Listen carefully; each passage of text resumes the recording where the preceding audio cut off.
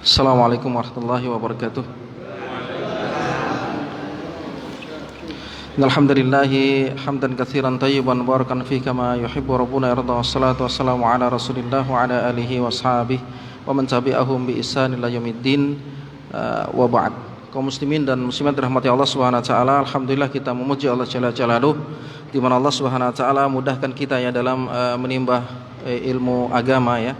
Dan kita berharap agar Allah Subhanahu wa taala ketika kita menimba ilmu agama, agar Allah Subhanahu wa taala mudahkan kita untuk beramal saleh. Sebagaimana cerita seorang ulama tabi'in dan dia adalah muridnya dan dia adalah murid sekaligus keponakan Aisyah radhiyallahu anha. Siapa namanya? Urwah bin Zubair. Urwah bin Zubair diceritakan dalam kitab Suwar min Hayati Tabi'in ya, di antara keponakan Aisyah radhiyallahu anha. Karena Urwah ini ayahandanya bernama Zubair ya. Zubair itu menikahi saudari Aisyah radhiyallahu anha yang bernama Asma. Jadi Urwah bin Zubair adalah keponakan Aisyah radhiyallahu anha. Keponakan adalah mahram ya. Ya kan? Keponakan itu mahram. Maka dia pernah berdoa yang dia memiliki 3 ya. Ada 4 orang diceritakan dalam kitab tersebut. Ya, yang 2 saudaranya Urwah bin Zubair, Abdullah dan Mus'ab. Adapun satunya adalah Marwan bin Abdul Malik. Marwan bin Abdul Malik seorang raja yang luar biasa, yang memiliki kerajaan yang begitu luas. Maka salah seorang di antara mereka berkata, ketika berada di Rukun Yamani, ya di sisi Ka'bah. Tahu kita Rukun Yamani tempat ketika berdoa adalah tempat mustajab ya, doa mustajab. Ya. Maka utarakan cita-cita kalian. Utarakan cita-cita kalian. Dia awali dengan saudaranya yaitu Abdullah. Dia ingin menjadi khalifah di Hijaz. Semua Allah kabulkan doanya subhanallah. Karena berada di Rukun Yamani ya. Ya, doa mustajab. Kemudian Mus'ab juga meminta sebagai khalifah, akuna khalifah. Aku ingin menjadi khalifah di 2 Irak, negeri Irak. Semuanya Allah kabulkan jadi khalifah. Kemudian ya Marwan bin Abdul Malik pun, kalau itu yang sudah kalian inginkan, ingin menjadi khalifah. Pertama menjadi khalifah siapa? Di Hijaz, daerah Syam. Kemudian yang kedua ingin menjadi khalifah di 2 Irak, daerah Syam juga. Aku enggak puas dengan cita-cita sekedar hanya sebagai khalifah di satu negeri. Aku ingin menjadi khalifah al-ard kullaha, seluruh dunia subhanallah. Ba'da Muawiyah bin Abi Sufyan, setelah wafatnya Muawiyah ibnu Abi Sufyan, karena adalah termasuk keturunannya. Adapun Urwah diam, subhanallah. Urwah diam. Dia tidak utarakan cita-citanya. Dia diam dia. Maka yang lain berkata, anta madza tatamanna ya Urwah. Engkau kok diam? Bahasa kita gitu ya. Utarakan cita-citamu wahai Urwah bin Zubair. Engkau kok diam? Maka Urwah berdoa, barakallahu fi ma tamannaikum min umuri dunyakum. Semoga Allah memberkahi ya perkara dunia kalian yang kalian cita-citakan. Subhanallah, didoakan ya. Wa amma umniyati, adapun cita-citaku. Nah ini yang kita bahas nih. Apa katanya? An akuna aliman amilan ya'khudun nasu anni kitaballah wa sunnata nabiyih wa an afuza fil akhirati biridallah wa ahlu bi jannatih. Aku ingin menjadi orang yang alim dan aku beramal dengan ilmuku, subhanallah. Dia ingin menjadi orang yang berilmu dan dimudahkan untuk beramal saleh dengan ilmunya, subhanallah. Bukan itu aja, manusia mengambil ilmu dari Alkitab dan Sunnah Nabi Sallam ya dariku, subhanallah. Dia ingin menjadi dai, subhanallah. Ya, sebagaimana dai-dainya Nabi SAW. Karena orang yang menyampaikan risalah yang benar, bukan menyesatkan, yang benar dari Al-Quran dan Sunnah Nabi SAW, maka dia mendapat keutamaan man dalla ala khairin falahu mislu ajri fa'ilihi. Rawahu Muslim. Kata Nabi SAW, siapa yang menunjuki kebaikan dari syariat ini, maka Allah akan berikan pahala sebagai pahala orang yang mengamalkannya. Ini penting ya. Oleh karenanya seorang dai harus belajar dia. Enggak bisa hanya sekedar nyampaikan. Nanti apa? Termasuk hadis yang riwayat Imam Muslim juga, kata Nabi SAW, fadullu wa adullu. Dia ditanya dan dia menjawab tanpa ilmu, artinya berkata tanpa ilmu, maka dia sesat, menyesatkan. Ini ada 2. Dai itu menjadi apa? Mendapat ya amal jariyah, pahala sebagai pahala orang yang mengamalkannya, atau dia sesat atau menyesatkan. Ya ini semuanya intinya dengan ilmu. Ya, kemudian bukan itu aja. Di akhirat akhirnya wa an afuza fil akhirati biridallah. aku sukses meraih kemenangan, mendapat ridhonya Allah dan dimasukkan ke dalam surga. Cita-cita luar biasa. Bapak kalau punya anak ditanya cita-citanya apa nak, dia bilang apa biasanya? Jadi pilot, ya kan? Alhamdulillah, itu boleh, nggak apa-apa. Jadi guru, alhamdulillah bagus ya. Mau jadi ini dokter, bagus ya. Cuman sedikit jarang yang menanamkan orang tua terhadap cita-cita untuk akhiratnya. Menjadi seperti wanita, menjadi bidadari surga. Ada nggak cita-cita itu? Kalau ditanya anak-anak wanita, nak kamu mau jadi apa nak? Aku mau menjadi bidadari surga. Nggak jarang ya. Subhanallah, ini didikan orang tua. Makanya kullu mauludin yuladu al fitrah. Semua anak itu semuanya fitrah. Ya, maka orang tuanya yang mau menjadikan Yahudi kan, Nasrani atau Majusi. Artinya orang tua itu peran penting ya, pengaruh pendidikan terhadap anak-anak. Oleh karenanya kita harus, orang laki-laki sebagai pemimpin rumah tangga harus berilmu tentang ilmu syariat. Bagaimana nanti hukum tentang halal haram, ya kan? Bagaimana hukum tentang bertetangga, ya kan? Bagaimana hukum tentang ghibah, ya, karena ini luar biasa nih. Kalau ibu-ibu kalau sudah kumpul kan, nah ini dia kan. Kita sampaikan bagaimana nanti orang yang bangkrut di akhirat, ya kan? Sampaikan seorang laki-laki harus berilmu. Nanti ada kaitannya juga tentang hukum haid, ya kan? Tentang bolehnya dia puasa, bolehnya dia sholat, ibadah dan yang lainnya, dan jima juga ya, karena kalau orang dalam mazhab, kalau dia dalam keadaan masih haid kemudian hubungan badan, maka bayar dam ya 2 gram emas ya, 2 gram emas kalau lumayan Pak, 2 jutaan itu kalau hubungan badan ketika istrinya belum bersih. Ini ilmu syariat penting, nggak asal terabas. Antum terabas bahaya. Penting ilmu agama.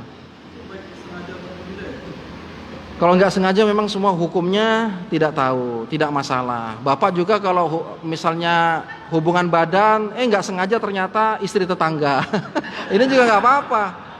Ya namanya nggak sengaja, nggak apa-apa. Ini contoh ya, ada aja sebenarnya.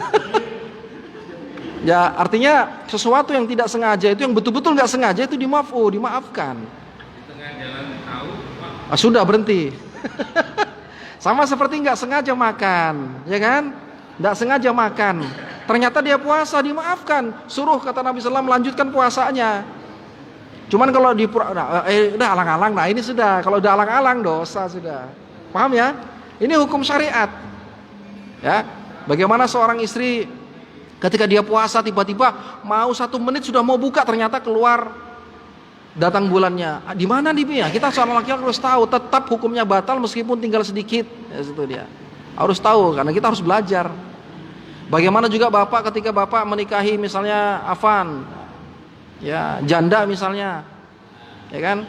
Ketika dia ditinggal mati oleh suaminya, bapak harus paham tentang ilmu agama. Atau misalnya istri bapak menjodohkan bapak dengan janda, kan ada istri yang baik gitu kan? Misalnya, bapak stop dulu, tanya dulu. Ini tinggal mati oleh suaminya, berapa tahun sudah? Maksudnya sudah masa iddah belum? Nggak bisa juga asal nanti nikahnya nggak sah.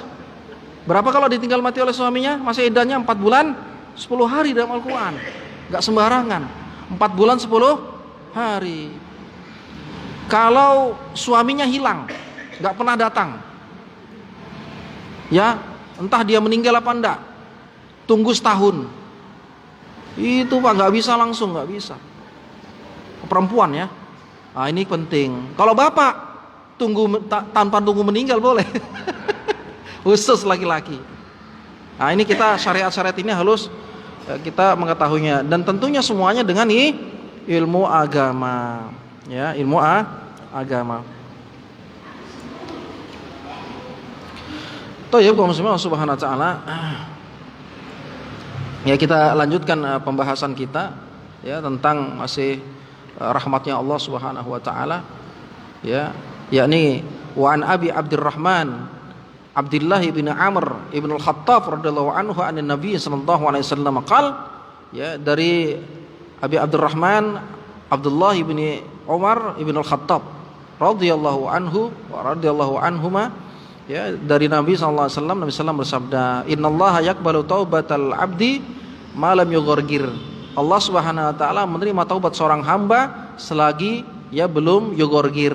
Ini sering kita dengar kan, yugorgir. Ini hadis rawahu Tirmidzi wa qala haditsun hasanun. Hadisnya riwayat Tirmidzi, hadisnya hasan. Ini dalam kitab Riyadhus Shalihin dikarang oleh Imam An-Nawawi memuat hadis ini ya, dan disebutkan hadisnya hasan. Sungguhnya Allah Subhanahu wa taala menerima taubat seorang hamba malam yugorgir, selagi apa? Sebelum yugorgir. Apa yang makna yugorgir? Ya.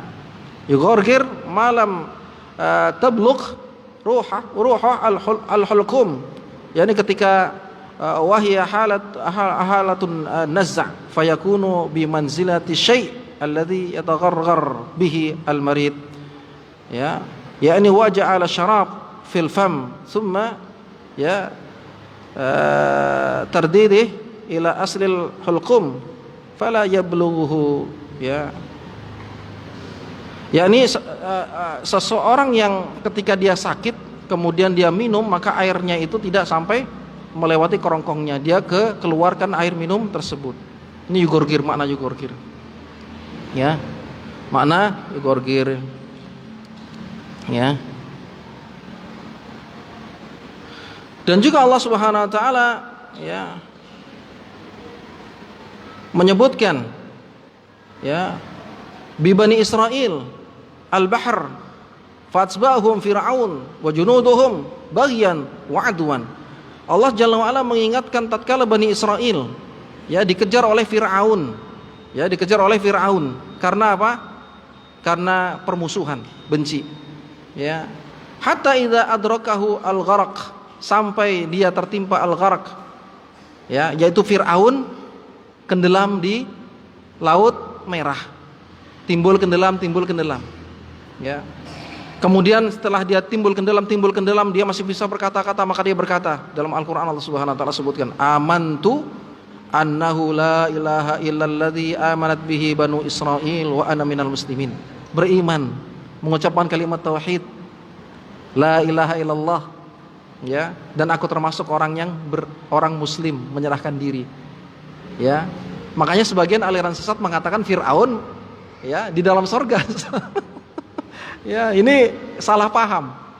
Ya, makanya Allah Subhanahu wa taala sebutkan al-an, baru sekarang kau bertaubat gitu ya.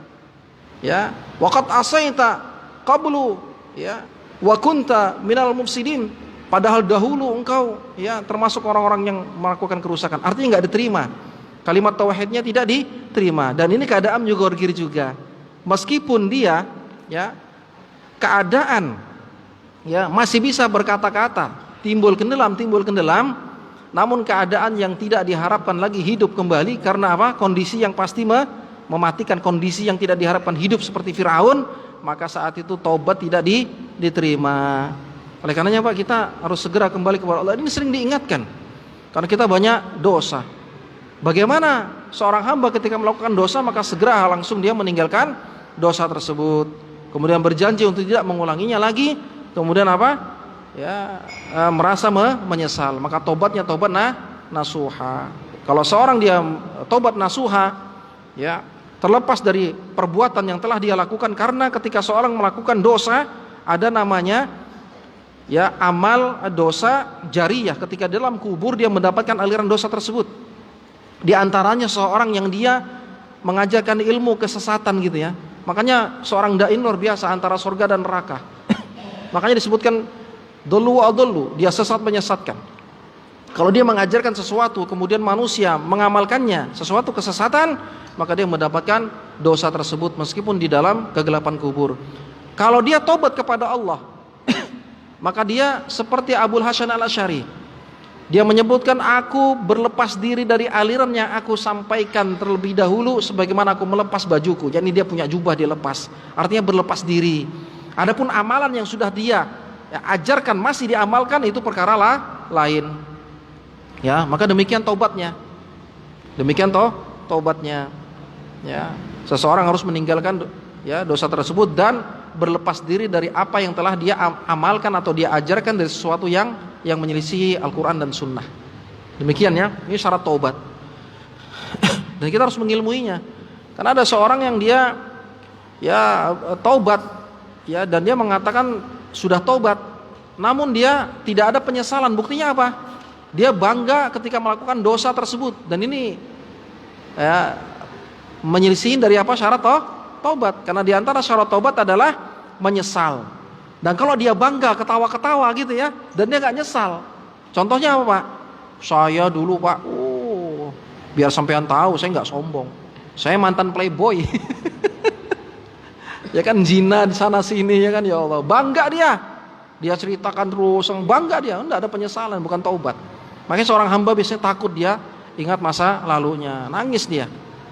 Ingat masa lalunya. Dan orang ketika dia bertobat dengan tobat nasuha sebesar apapun dosanya, Pak, maka kata Nabi sallallahu alaihi wasallam, at-taibu minadz-dzambi kama la dzambalahu. Dia seperti tidak memiliki dosa sedikit pun. Terlepas dari pernah yang diajarkan kesesatan dan dia sudah sampaikan di tempat tersebut, ya, ataupun di media-media, aku berlepas diri dari apa yang telah aku ajarkan dari kesesatan tersebut. Nah ini, Pak, kalau pernah menyampaikan sesuatu yang salah, gitu ya, itu diantara syarat taubat.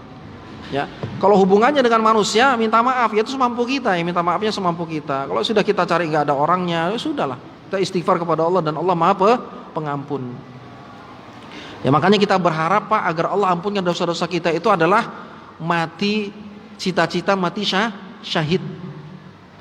Dan di antara orang yang mati syahid itu, siapa saja kata Nabi sallallahu alaihi wasallam, man mata fi sabilillah fahuwa syahid.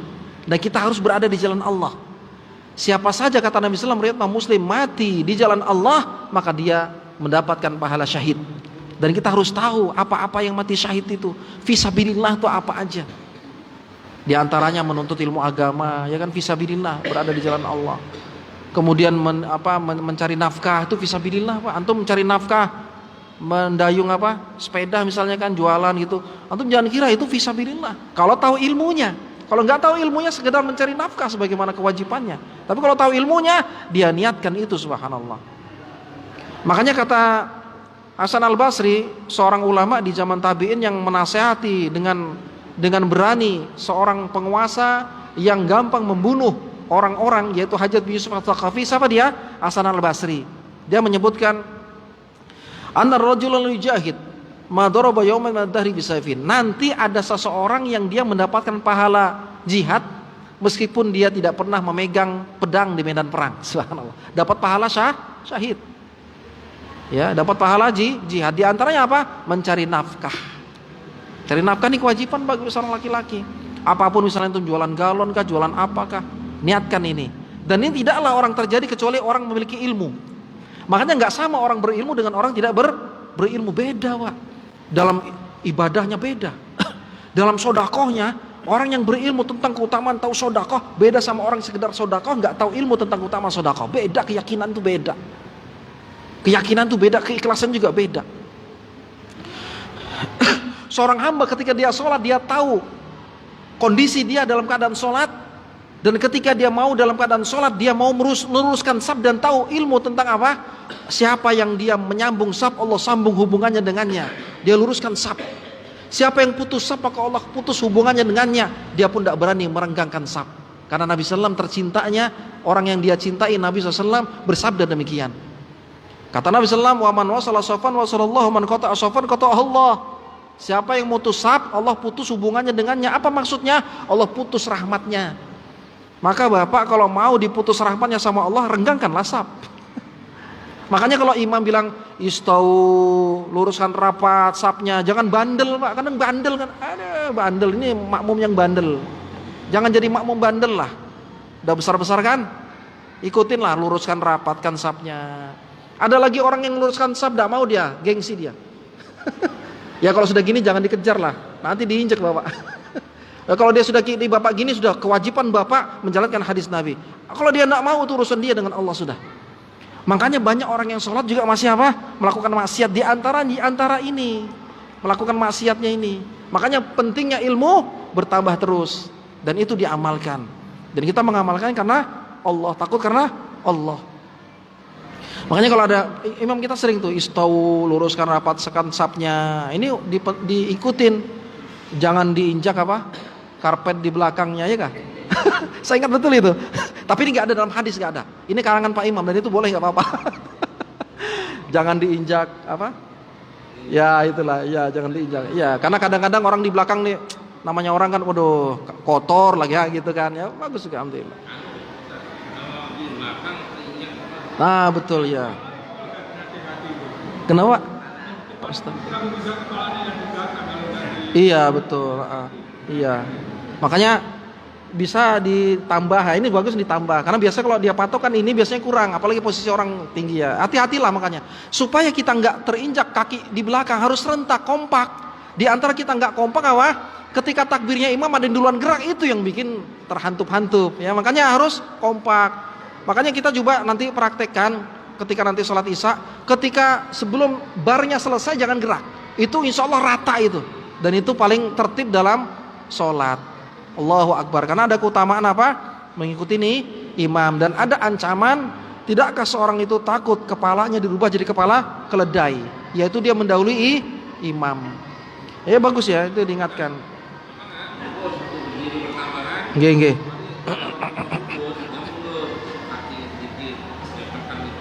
Oh, kena belakang. Iya. Ya, ya, ya, masya Allah ya. Nah, beliau korban nih, korban. Ya, kena tumit biasanya ya, tumit.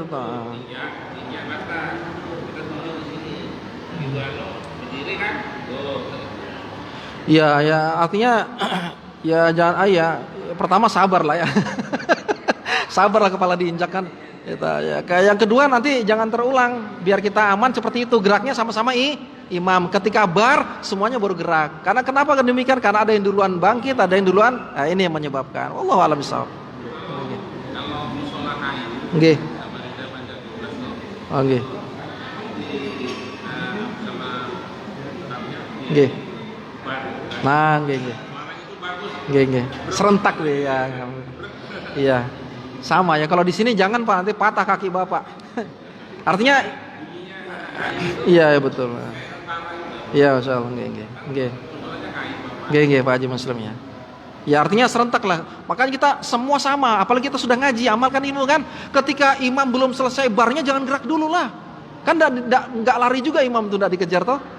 Tunggu Allahu Akbar. Nah, baru kita gerak, itu pasti serentak itu, Pak. Kalah pramuka tuh, afwan kalah. Kita nih paling tertib dalam sholat nih. Maka praktekkanlah shollu kama ra'aitumuni usolli, kata Nabi. Sholatlah kalian sebagaimana melihat aku sholat.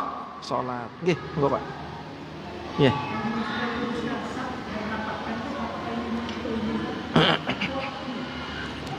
Enggak seperti itu. Dia pundaknya rata, ya artinya lurus, artinya misalnya dadanya yang ada gitu. Makanya patokan rata itu Pak, tumitnya Bapak yang di belakang, bukan yang di ujungnya, karena jempol kita beda-beda, ada yang panjang, ada yang pendek. Tumitnya. Jadi tumitnya Bapak yang jadi patokan yang di belakang itu, yang rata. Itu ya patokan. Kalau itu rata, maka ini rata. Itu ulama jelaskan demikian. Kalau itu rata. Ya sabarlah. Masa Bapak mau injak kaki orang enggak juga. Iya, ya tak ya. Iya. Ya. Yang sahih dalam ilmu fikih kita jelaskan dalam 4 mazhab, ini kakinya gini, Pak. Rapat gini ya, gini, rapat gini, gitu ya. Ya kita yang sudah ngaji lah kita. Adapun orang yang kita jangan sembarang tegur juga lah, nanti kita timbang maslahatmu mudorot. Ini kayak ini masalah sholat ya. Karena sholat ini apa? Pertama kali dihisab nanti di akhirat. Nah ya insyaallah. Alhamdulillah ada. Ya itu ada gambarnya, alhamdulillah. Ya kita berusaha sholat kita sempurna ya. Kita semangat gitu Pak ya. Insyaallah lah. Sudah sekarang banyak dalil-dalil Al-Quran, sudah nggak tabu lah. Nggak susah kita mencari itu. Ya kita sekarang niatkan jiwa untuk memperbaiki ibadah kita. Karena awwalu ma yuhasabu bil abdu yaumal qiyamati as-shalah. Oke, demikian Allah. Alhamdulillah. Mungkin ada lagi Pak? Mungkin cukup ya? Kalau salam supaya pertama, karena kan salam pertama, memang salam pertama yang wajib. Tapi kalau orang kadang-kadang kalau mau tentukan, Iya, sempurnakan. Kalau assalamualaikum warahmatullahi gitu ya, sempurnakan sampai menoleh ke belakang. Baru assalamualaikum warahmatullahi wabarakatuh. Sempurnakan. olehnya itu lebih biar banget. Ya, salam pertama yang wajib ya. Nah, ini khilaf di antara ulama. Allahu a'lam. Allahu a'lam bissawab. Ya artinya kita berusaha ya, berdoa kepada Allah agar Allah Jalla wa'ala berikan kita ilmu yang manfaat. Karena Allah yang memberikan hidayah. Sebagaimana Imam Syafi'i pernah berkata kepada gurunya, apa kata Imam Waqi' gurunya Imam Syafi'i? Innal ilma nurun. Ilmu itu cahaya, Pak. Wa nurullah la yuhda lil asi. Dan cahaya Allah enggak akan diberikan kepada orang yang bermaksiat. Ternyata ilmu itu cahayanya Allah. Ya, makanya innama yakhsyallah min ibadihil ulama. Orang yang takut kepada Allah itu hanya para ulama. Ulama jamak dari ya alim, yaitu orang yang berilmu. Gitu ya, berdoa terus kepada Allah. Ya, agar mudah dalam mengamalkan ilmu. Berat memang, Pak. Megang sunnah itu berat. Kal qabid alal jamri kata Nabi sallallahu alaihi wasallam, seperti memegang bara api. Bapak aja rajin sholat ke masjid, itu banyak godaannya. Dibilang, "Oh, yang di atas tuh so alim." Macam-macam godaannya, iya kan? Macam-macam godaannya. Godaan syaitan enggak ada senang pada orang. Makanya kita harus ya berdoa kepada Allah agar Allah mudahkan kita dalam berilmu. Kal qabid alal jamri, seperti pegang bara api, subhanallah. Gitu ya, nggih. Nggih, monggo Pak, nggih. Nggih. Nggih, salat duha.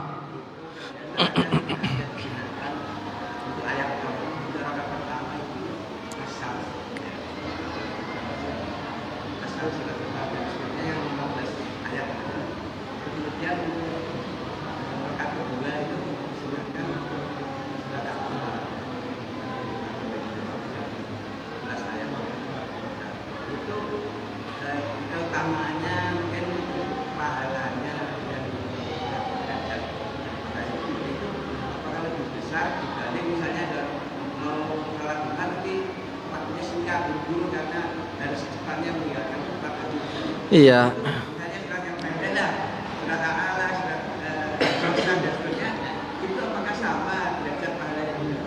Iya. Allah alam saya belum pernah dapatkan ya keutamaan anjuran sunnahnya membaca ketika sholat duha membaca ayat tertentu ya. Saya belum pernah dapatkan dalilnya. Artinya kita bebas-bebas saja membaca ayat tersebut. Anjuran Nabi SAW untuk sholat duha. Karena sedekah 360 tulang itu susah kita sedekah dengan 360 itu susah. Dan itu semuanya tercukupin dengan 2 rakaat sholat duha. Adapun ada ayat anjuran surat pilihan ya ketika sholat sunnah yang kami ketahui adalah sholat sunnah sebelum subuh. Jadi sholat sunnah sebelum subuh itu yang sunnah bacanya pertama apa? Qul ya ayyuhal kafirun. Kedua, qul huwallahu ahad. Kalau ada orang di ayat pertama, di rakaat pertama dia baca surah Al-Baqarah lebih panjang dari ayat ini, maka ulama sepakat mengatakan yang sesuai dengan sunnah meskipun pendek lebih afdol. Itu sebelum subuh baca qul ya ayyuhal kafirun dan qul huwallahu ahad. Itu ya. Adapun yang lainnya Allahu a'lam bissawab. Saya belum baca. Ya, mungkin Bapak ada baca. Allahu a'lam bissawab. Artinya sempatkanlah sholat duha itu Pak, meskipun 2 rakaat. Keburu-buru ya bacalah ayat surat pilihan. Yang makruh kalau dia tidak membaca surat pilihan makruh. Makanya harus ada surat pilihan. Walaupun qul huwallahu ahad yang paling pendek atau idza jaa nasrullahi wal fath. Cuma nanti ulama membahas lagi kalau ayat itu tankis yang harusnya urut runutnya di pertama dia baca, di kedua ini makruh sebagai ulama menyebutkan namanya tankis. Contoh misalnya qul a'udzu birabbin nas dibaca ayat pertama. Kemudian ayat kedua baca qul huwallahu ahad, ini makruh karena terbalik, urutannya terbalik. Bisa dipahami Pak ya? Nah kalau kita sudah nggak tahu, jadi imam kan gugup jadi imam. Ya sudahlah daripada nggak baca ya baca. Ya masih dia kan. Tapi kadang-kadang sudah kalau imam kita alhamdulillah ya kita sudah paham. Usahakan. Ya kita ada minimal fattaqullaha mastata'tum, bertakwa kepada Allah sesuai dengan kemampuan kita. Cuman kita sekedar menyampaikan saja. Ada keutamaan. Ya.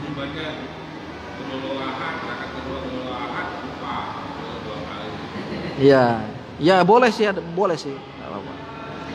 Ya boleh. Ya insyaallah. Nggih Pak Ustaz.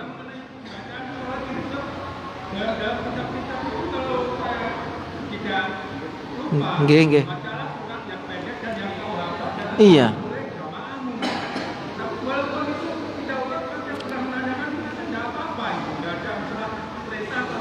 Iya betul. Kemauan, iya. Iya, kemauan. Iya, nggak apa-apa. Jadi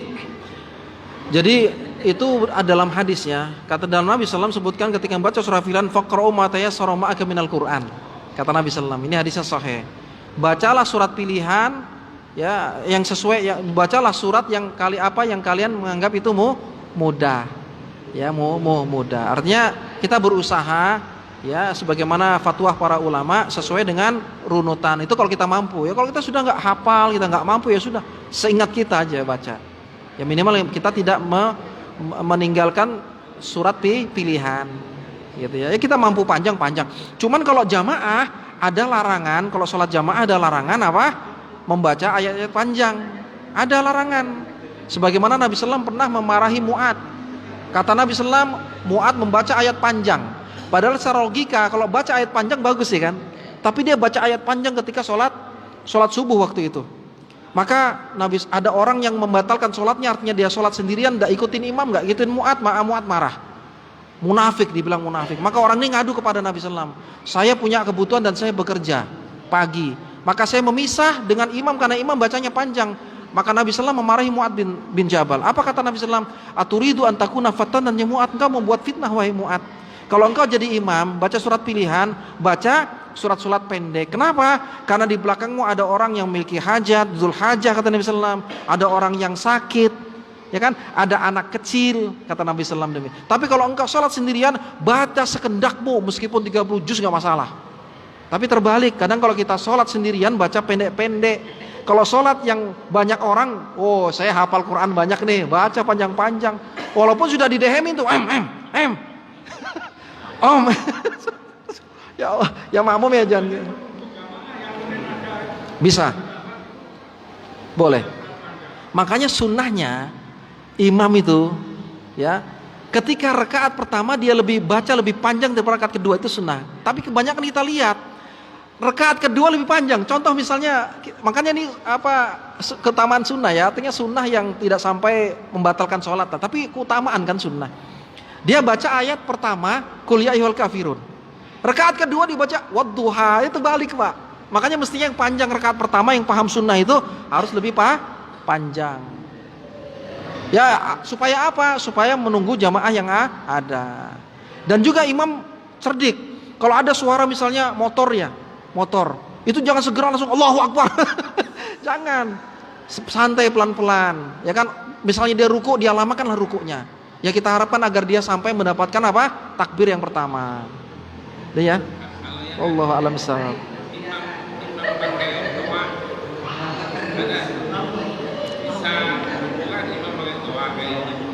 Nggih,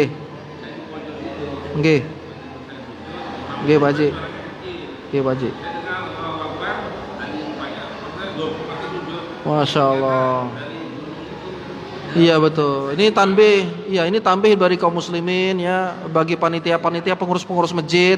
Ya kalau mic-nya dikeluarkan, ya artinya kalau waktu azan aja lah ya dikeluarkan. Tapi kalau waktu sholat janganlah mic-nya keluar karena mengganggu jamaah kaum muslimin yang lainnya seperti ini. Kan ternyata bukan suara imam aslinya, ternyata imam masjid sebelah. Artinya dia bangkit dari ruku atau sujud, apa ya subhanallah. Jolim ini Pak. Alhamdulillah di masjid kita muttaqin alhamdulillah. Kalau azan aja nyaringnya itu sunnah, aja nyaring. Adapun sholat yang mic dalam lah. Ini tambih bagi kaum muslimin, bagi pengurus-pengurus masjid. Janganlah speakernya dikeluarkan. Ini lebih sunnah. Dan ini sunnah Nabi SAW. Tidak mengganggu jamaah yang lainnya. Demikian ya. Oke Pak. Enggak.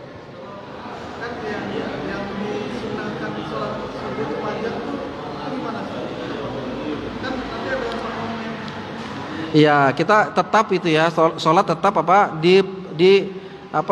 dilihat. Makanya kan imam itu, makanya jadi imam dia paham sunnah, alhamdulillah. Makanya beliau lihat tuh, istau,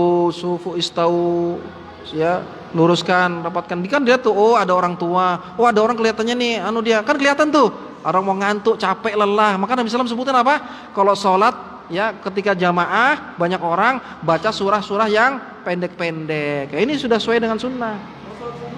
Apalagi ya sholat subuh nggak apa-apa, biar sholat subuh ya baca yang lihat kondisi ya. Kalau sama antum aja nggak apa-apa lah Al-Baqarah baca Ya kalau bapak yang tua-tua ya janganlah.